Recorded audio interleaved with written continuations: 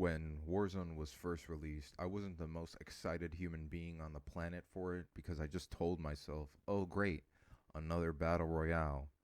But after 6 months of it being out, all of my buddies were playing it, so I gave it a try because the last time I played COD was like Black Ops 2 because I just thought it was the most enjoyable game in the series.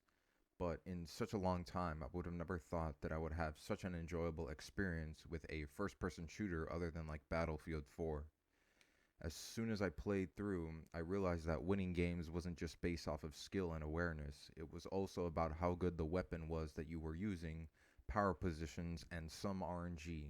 And I remember the flow of Warzone started to become extremely different when the Grau came out.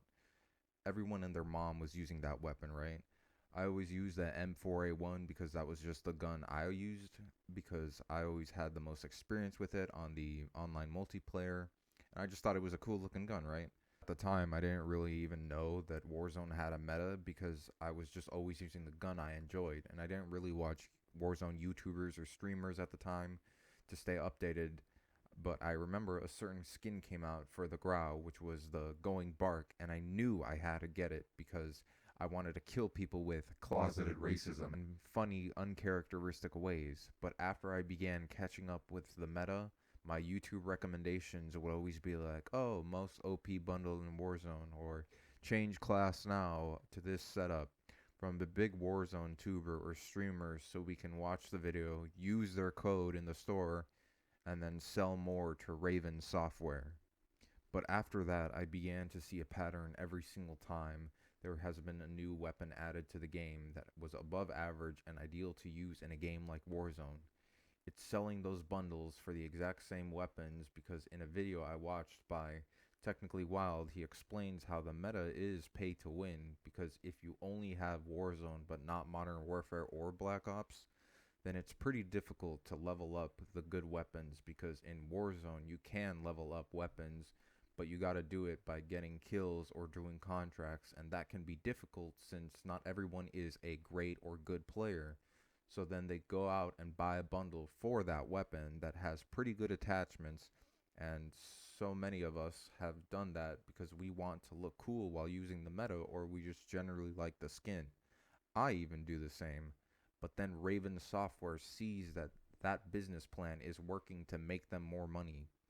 Release OP weapon, get streamer YouTuber to talk about that weapon, then release bundle for that weapon. So it's a constant cycle that will keep making people use that gun, and that's why after a certain point it's not their fault, it's ours.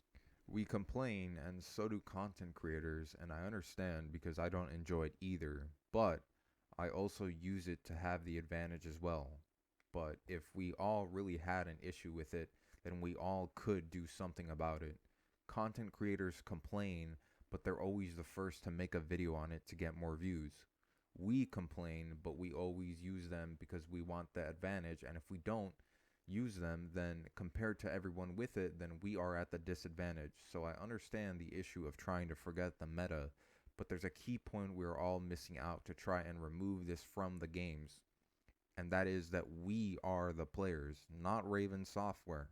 Nobody forces us to buy these bundles or use these weapons because it's not like the game truly forces us until everyone else is using it. Obviously, a couple of thousand people won't make a massive difference, but if we are at the population of the game, then all of us can choose what to use and not to use. But regardless, there will always be people out there that will be using it for the advantage, and that's why it's practically an impossible to cycle to get out of until the next weapon comes out, or they just nerf everything into the ground.